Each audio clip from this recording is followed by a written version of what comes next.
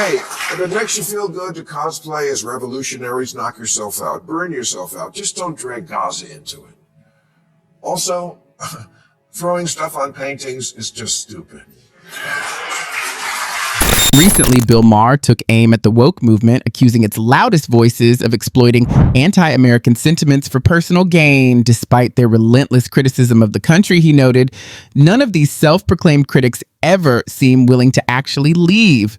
Through biting humor and sharp commentary, Maher highlighted what he saw as glaring hypocrisy. Tell the people who block traffic in the name of a cause, no one likes you. And you're probably hurting your cause. In case you haven't seen what's going on lately, activists for ending the war in Gaza have taken to gathering on roads and bridges and stopping commuters from crossing. It happened last week in New York, and San Francisco, Chicago, Seattle. They also blocked traffic here on the 405, but no one knows. Maher opened by mocking activists who believe they have the moral authority to shut down highways simply because others don't share their views. Think about how absurd that is, he argued. A handful of protesters deciding they can hold entire cities hostage, often over issues that barely connect to America in the first place. Even if Washington policies were directly responsible, Maher pressed, why should hardworking commuters, parents rushing to pick up their kids, or students trying to reach class be the ones punished? To him, it was cowardly, performative, and blatantly hypocritical. The audience roared in agreement as Maher exposed the contradiction with the kind of biting humor that slices straight through the noise. Notice was this, that you have to be pretty dumb to think that the way to bring people around to your point of view is to make them late to pick up their kids from daycare. And that's what most normies are thinking. I have a kid. I have a job. And yes, I'm sure there are injustices on both sides in the Middle East, as there are injustices all over the world, but I'm going to be late for work. Something you protesters on the bridge seem to have the luxury of not having to worry about, which seems kind of privilegey. Maher then laid out a truth the so-called woke crowd didn't want to hear. The average American is far more focused on daily survival than on whatever global trend is blowing up online. Of course, people care about the environment and broader issues, but their immediate priority is keeping life afloat. Most are juggling jobs, bills, kids, and endless responsibilities. Their version of protest isn't marching in the streets. It's making sure there's food on the table and gas in the car. Against that backdrop, blocking highways becomes not just inconvenient, but absurd. Maher's point hit hard. Everyday Americans won't tolerate disruptions disguised as virtue. Punishing people just for trying to get to work, school, or a doctor's appointment isn't activism. It's arrogance. Hands to the street, because your hands don't have to do any work today. I'm not saying there aren't sincere passions about Gaza, especially among people from the region, but social justice warriors, for a lot of them it seems like it's more about the warrioring than about whatever the cause is. If you really cared about apartheid so much, which Israel does not actually practice, Arabs there vote, they serve in parliament, they sit on the judiciary, wouldn't you start with this? With the hundreds of millions of women in the world who live under a true apartheid, a gender apartheid of the most brutal kind. Always. Maher underscored the sheer absurdity of these so-called demonstrations for Gaza's independence. In the end, the cause itself seemed secondary. What truly mattered to the activist was the thrill, the spectacle, the appearance of being a champion of justice. He argued that if they genuinely cared about human rights, their voices would also rise against the oppression of women across many Arab countries, nations, places where the abuses are more than symbolic. There, women face punishment, discrimination, and the stripping of basic freedoms simply for speaking out. Yet the same activists who block American highways remain silent on those issues, never showing the same outrage. Adding to the hypocrisy, Maher pointed out how athletes, entertainers, and public figures often travel to these very countries, smiling for photo ops, without so much as a word about the injustices taking place around them. Maher's conclusion cut sharply. These movements are powered less by conviction and more by theatrical outrage. Truth to power, or do you just think you look cool in a keffiyeh? Which is really just the new Che Guevara t-shirt. Another historical figure you never researched and so think is a hero, but was actually a sadistic, racist monster fighting for communism, the worst form of government ever. But these are small matters.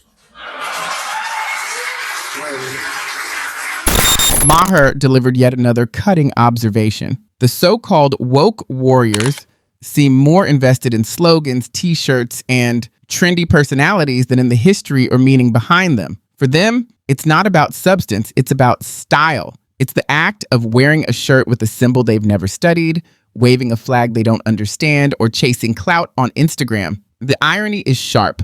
Many of the figures and causes they glorify carry complicated, even violent legacies marked by exploitation, corruption, or oppression. Yet none of that seems to matter.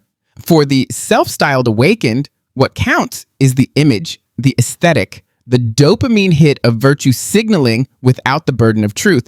As Maher put it, activism without comprehension is nothing more than fantasy. And assuming ignorance equals compassion isn't just naive, it's unfair. In the end, the performance may change, but the script remains the same. Activism merges with narcissism. Less about the cause and more about me. Look at me. Watch me. And if you like the way I'm fighting injustice, remember to like and subscribe. Maher was spot on. In truth, many of these so-called activists are little more than narcissists, using social media as a stage to chase attention, approval, and in some cases, quick profit. Why champion a cause, a figure, or a symbol you clearly know nothing about? Because it isn't about belief, it's about content. Justice isn't the goal, engagement is. Every protest becomes a backdrop for selfies. Every march is a chance to upload a woke video guaranteed to rack up views. It's less about sacrifice and more about branding. The cause itself is secondary. The spotlight is the real prize. Maher stripped away the facade, revealing what these displays truly are. Performance art dressed up as activism.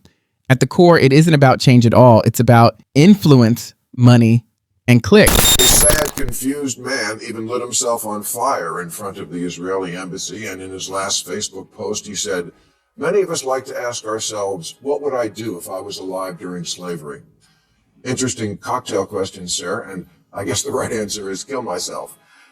But it wouldn't have actually fixed the problem if General Ulysses S. Grant had immolated himself and his last words were, "Hey Lincoln, are you using that law?" In February, a distraught and furious man even set himself on fire outside the Israeli consulate. His final Facebook post read, "Many of us like to ask ourselves, what would I do if I were alive during slavery?" Well, I suppose the answer is kill myself. A tragic gesture, yes, but also one that underscores Maher's point. If General Ulysses Grant had followed that logic and asked Lincoln, "Hey, are you done with that log?"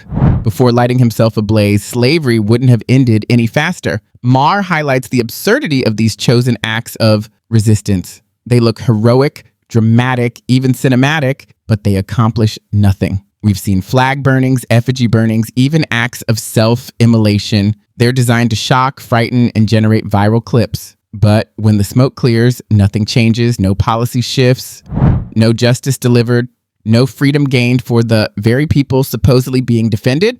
Maher cuts through the gimmicks to reveal the truth. If activists truly cared about change, they'd put down the matches and pick up the hard, unglamorous work of planning, organizing, and building solutions. Rage and pyrotechnics may trend online, but they don't move society forward. They're not activism, they're theater. Sad it is that someone would take their own life for any reason, but maybe from now on, before anyone commits an act of civil disobedience, they should ask themselves a few questions, like, is the most important thing in my life something I hadn't heard of 6 months ago? Do I even know?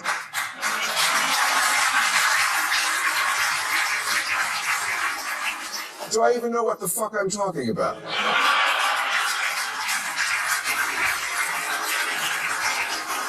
Am I really here for the cause, or is the cause here to bring you me?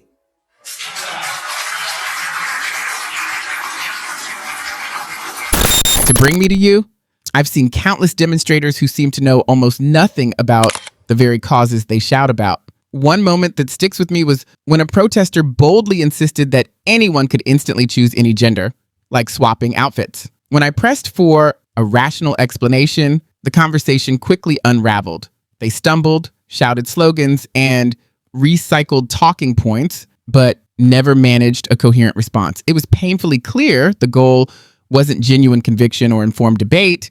It was blending into whatever narrative their circle approved of that week. That's the problem. Too many protests today aren't fueled by deep knowledge or moral courage, but by virtue signaling and peer pressure. Maher's critique slices through this emptiness. Without understanding, activism isn't bravery, it's theater. And theater always collapses under the weight of its own absurdity. Feel good to cosplay as revolutionaries, knock yourself out, burn yourself out. Just don't drag Gaza into it. Also, throwing stuff on paintings is just stupid. The lengths to which these so-called woke activists will go to raise awareness of causes they barely understand are both fascinating and, frankly, disturbing.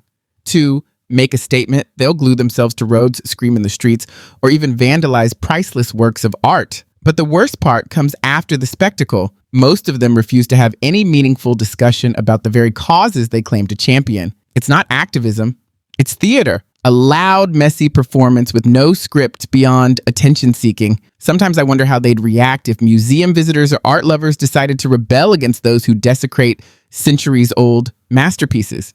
These works are part of humanity's shared history, yet they're reduced to props in a shallow publicity stunt. Watching culture abused in the name of change is more infuriating than inspiring. And when Maher exposed this absurdity, he was dead right. It isn't about change. It's about attention. Potatoes on a Monet and thinks he's got a point. I should recycle my cans.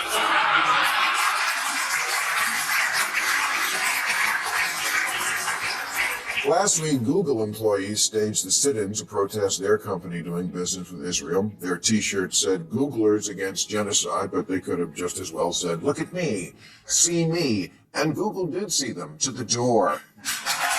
After all, Maher's victory over the restless rabble was no joke. His comedy, laced with realism, exposed a trend that prizes spectacle over substance. These activists burn effigies, block highways, and rally around symbols they don't even understand, all because appearance matters more to them than results.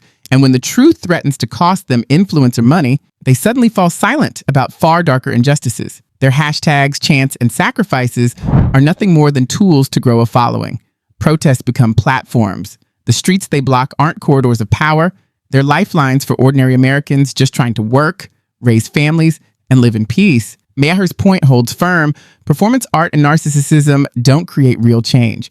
Responsibility, knowledge, and sincerity do. Anything less is just vanity dressed as virtue. And the audience knew it because his punchline carried the weight of truth. That's it for today's breakdown. If you enjoyed this take, don't forget to hit the like button and subscribe for more. Thanks for watching, and I'll see you in the next one.